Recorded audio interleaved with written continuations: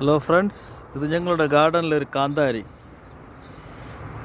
ഇത്രയും വളർത്തിയെടുക്കാൻ ഒരുപാട് കഷ്ടപ്പെട്ടു. ഇവിടെ ചൂടത്ത് നമ്മളിവിടെ ഇങ്ങനെ റെഡിയാക്കി കൊണ്ടുവരുമ്പോൾ ഇവിടുത്തെ കാലാവസ്ഥ മാറും.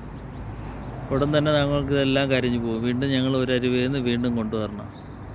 ഞങ്ങളുടെ കാന്താരി ചെറിയ കാന്താരിയാണ്, നിറച്ച് കായ്ച്ച് നിൽക്കുകയാണ്.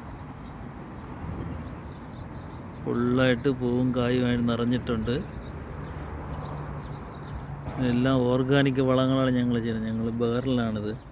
നല്ല ചൂടും പറഞ്ഞ സമയത്ത് ഇത് പോകും. പക്ഷേ ഇപ്രാവശ്യം ഇത് കുഴപ്പമില്ല, നിൽപ്പുണ്ട്. ഫുള്ള് നിറച്ച് കായ്ച്ചിട്ടുണ്ട്.